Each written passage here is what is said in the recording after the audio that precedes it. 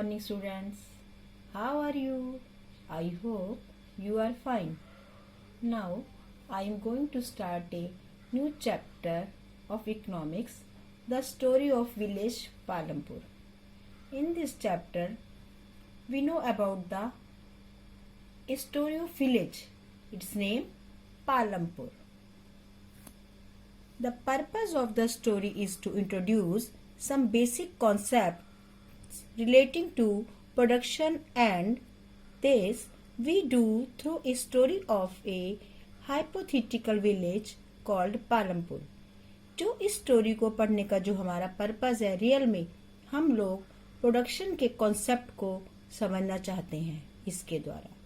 We do through a story of a hypothetical village called Palampur, यानी कि जो हमारा ये विलेज है ये एक इमेजिनरी विलेज है जिसको कि हमने पालमपुर के नाम से जाना है. Farming is the main activity in Palampur. Farming जो है वो पालमपुर की मेन एक्टिविटी है. Various several other activities such as small scale manufacturing, dairy, transport etcetera are carried out on a limited scale. और साथ में ही मैन्युफैक्चरिंग है, डेयरी है, ट्रांसपोर्ट है, ये सब एक्टिविटीज भी बहुत लिमिटेड स्केल पर यहाँ पर होती हैं. These production activities need various type of resources. और इन प्रोडक्शन एक्टिविटीज में हमें बहुत तरह के रिसोर्सेज की जरूरत होती है.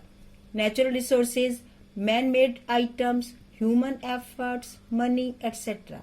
यानी कि हमें इसके लिए नेचुरल रिसोर्सेज चाहिए, मैन मेड आइटम्स भी चाहिए और साथ में ह्यूमन के एफर्ट्स भी चाहिए और money. As we read through the story of Palampur, और ये सब हम स्टोरी के द्वारा जानेंगे. We will learn how various resources combine to produce the desired goods and services in the village. हम इससे ये भी सीखेंगे चैप्टर से कि जो रिसोर्सेज हैं उसको कैसे कंबाइन करके हम जिन गुड्स की हमें जरूरत होती है, जिन सर्विस की हमें जरूरत होती है, उनको प्रोड्यूस करते हैं, उनका उत्पादन करते हैं.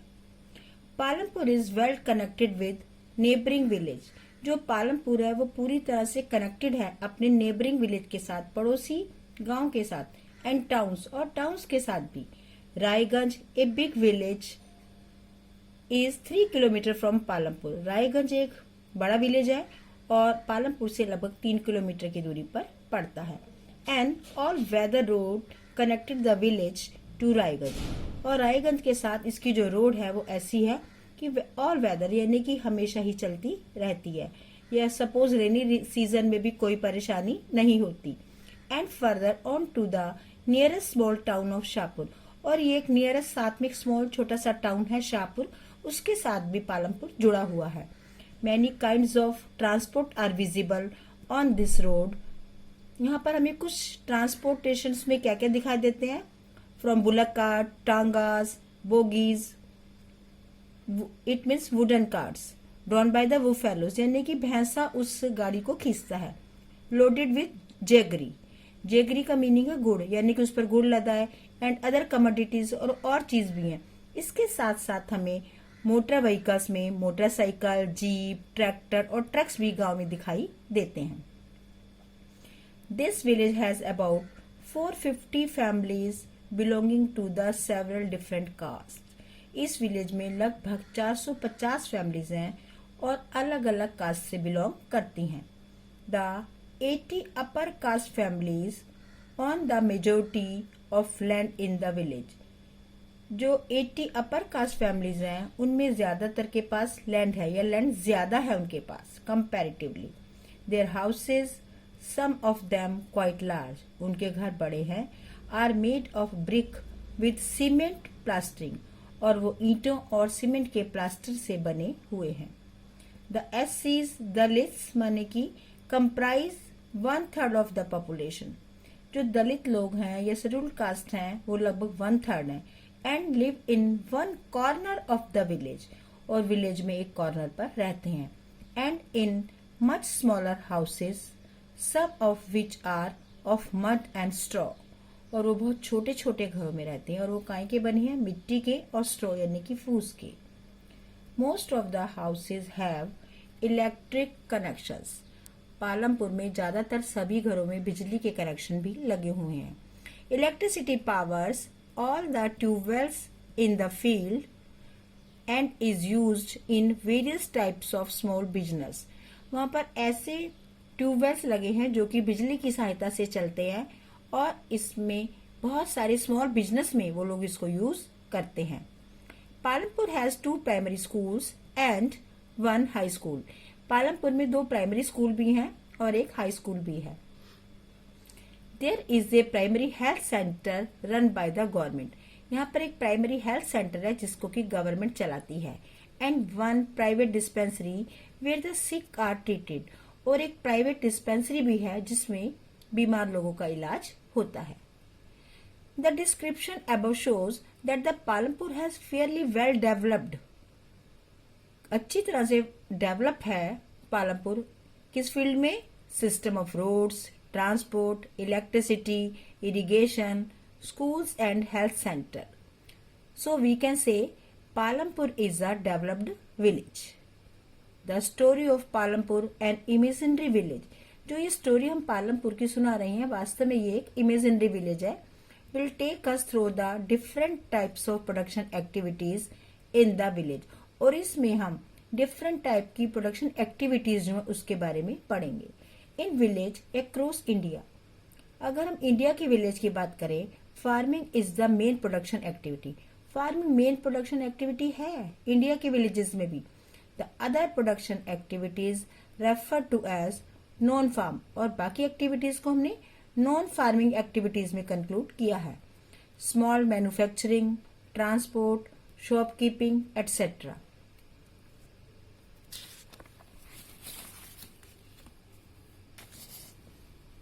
अब हम जानेंगे organisation of production. The aim of production is to produce the goods and services. जो हमारा प्रोडक्शन का एम है वो है गुड्स एंड सर्विसेज को प्रोड्यूस करना, उनका उत्पादन करना। दैट वी वांट, जिनको कि हम चाहते हैं। There are 4 requirements for production of goods and services. यहाँ पर हमारे पास 4 रिक्वायरमेंट आती हैं प्रोडक्शन की, गुड्स और सर्विस के प्रोडक्शन करने के लिए। The first requirement is land and other natural resources such as water, forest, minerals. जो पहली हमारी रिक्वायरमेंट है वो लैंड की है। कोई भी यूनिट, मैन्युफैक्चरिंग यूनिट स्टैब्लिश करनी हो या कोई और काम करना हो, सबसे पहले हमें प्रोडक्शन में लैंड की जरूरत होती है। और इसके साथ ही हमने वाटर, फॉरेस्ट और मिनरल्स को भी रखा है। The second requirement is labour, people who will do the work. Labour के बिना कोई भी प्रोडक्शन कहीं पर भी नहीं हो सकता क्योंकि लोग ही उसमें काम करते हैं। Some production activities require highly educated workers to perform the necessary task. कुछ एक्टिविटीज हैं, मे बी कोई मैन्युफैक्चरिंग आपकी इंडस्ट्री है तो जो कुछ लोग हैं वो एजुकेटेड होंगे, एजुकेटेड वर्कर्स होंगे और वहां पर इस तरह का काम करेंगे जो कि पढ़े लिखे लोग ही कर सकते हैं। Other activities require workers. कुछ अदर एक्टिविटीज भी उनके करने के लिए भी हमें वर्कर चाहिए who can do manual work, यानी कि वो लोग फिजिकल काम करेंगे। Each worker is providing the labour necessary for production. और हर व्यक्ति अपना लेबर कंपनी को, फैक्ट्री को प्रोवाइड करेगा क्योंकि उसको अपने नेसेसरी प्रोडक्शन में अपना कंट्रीब्यूशन देना है। The third requirement is physical capital. जो हमारी तीसरी रिक्वायरमेंट है वो है physical capital. The variety of inputs required at every stage during the production. चाहे हम किसी भी चीज का प्रोडक्शन करें, हमें बहुत सारे इनपुट्स की जरूरत होती है। What are the item that come under physical capital? अब हमारे सामने ये क्वेश्चन आता है कि वो कौन कौन से आइटम्स हैं जो कि फिजिकल कैपिटल के अंदर आते हैं। Number 1, tools, machines, buildings. Tools and machines range from very simple tools. Tools में और मशीन में अगर हम इसकी सिंपल रेंज की बात करें तो tools such as a farmer's plough आ गया, प्लो टू सोफिस्टिकेटेड मशीन्स यानी कि बहुत ही मॉडर्नाइज मशीन आ गई, such as generators, turbines, computers etcetera. Tools, machines, buildings can be use in production over many years. हम इनको काफी साल तक यूज कर सकते हैं। So they are known as fixed capital. Second, raw materials and money in hand.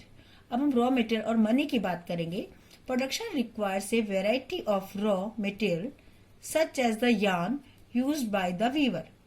जैसे कि अब हम प्रोडक्शन में मटेरियल की बात कर रहे हैं, तो जो धागा है उसको एक वीवर यूज करता है, and the clay used by the potter, और पॉटर मिट्टी को यूज करता है as a raw material.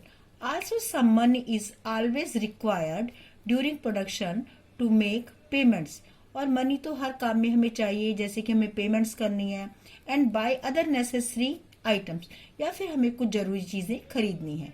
Raw materials and money in hand are called working capital. Raw material और मनी दोनों को ही हम वर्किंग कैपिटल की कैटेगरी में रखते हैं।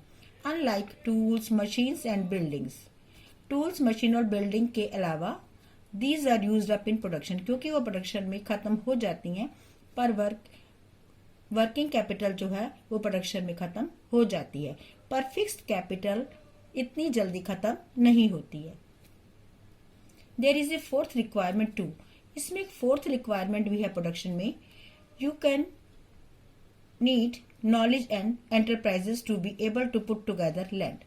अब हमें नॉलेज भी चाहिए एंड एंटरप्राइजेस, यानी कि हमें कोई ऑर्गेनाइजेशन भी चाहिए जिसके साथ हम मिलाते हैं may be land, labour and physical capital, and produce an output either to use yourself or to sell in the market।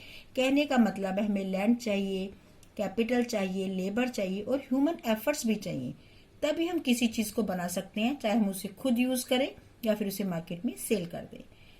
These days A called human capital, और जो ह्यूमन के एफर्ट्स हैं उसकी स्किल जो है उसे हम ह्यूमन कैपिटल की कैटेगरी में रखते हैं। इस तरह से हम इस चीज को कई तरह से आइडेंटिफाई कर सकते हैं कि जो हमारी कैपिटल है वो टू पार्ट्स में डिवाइडेड है, fixed capital and working capital, और वो प्रोडक्शन में भी काम आती है। Every production is organised by combining land, labour, physical capital and human capital. चाहे हम कोई भी प्रोडक्शन का काम करें उसमें हमें लैंड, लेबर, फिजिकल कैपिटल और ह्यूमन कैपिटल को कंबाइन करना ही पड़ेगा, which are known as the factors of production, और इन्हीं चारों चीजों को हम फैक्टर्स ऑफ प्रोडक्शन के नाम से जानते हैं। As we read through the story of Palampur, Palampur की स्टोरी से ही हमने पढ़ा, we will learn more about the first 3 factors of production. इसमें पहले 3 फैक्टर्स के बारे में हम और भी डिटेल में पढ़ेंगे। फॉर कन्वीनियंस वी विल रेवर द फिजिकल कैपिटल, और बाद में हम फिजिकल कैपिटल के बारे में भी पढ़ेंगे, पर यहाँ पर हम क्या करेंगे, फिजिकल कैपिटल को इस चैप्टर में कैपिटल के नाम से ही जानेंगे। आगे आने वाले चैप्टर में बार बार हम लोग फिजिकल कैपिटल वर्ड यूज न करके कैपिटल वर्ड ही यूज करेंगे। फर्स्ट पॉइंट है फार्मिंग इन पालमपुर, और उसका भी फर्स्ट पॉइंट है land is fixed. Farming is the main production activity in Palampur. Palampur में जो फार्मिंग है वो मेन एक्टिविटी है। 75% of the people who are working are dependent on farming for their livelihood. Approximate 75% जो लोग हैं उन्होंने फार्मिंग को एज ए ऑक्यूपेशन यूज किया है। दे कुड बी फार्मर और फार्म लेबर्स, चाहे तो वो फार्मर्स हैं या फिर फार्म लेबरर्स हैं। The well being of this people is closely related to production on the farms. कहने का मतलब है इन सब लोगों के जो हित जुड़े हुए हैं वो फार्मिंग से जुड़े हैं, फार्मिंग में प्रोडक्शन से जुड़े हैं, पूरी तरह से जुड़े हैं, यानी कि अप्रोक्सीमेटली 75% जो लोग हैं वो फार्मिंग रिलेटेड एक्टिविटी में लगे हुए हैं। But remember that there is a basic constant in raising farm production. पर सबसे बड़ी जो कठिनाई ये है कि हम अपने फार्म प्रोडक्शन की जमीन को बढ़ा नहीं सकते।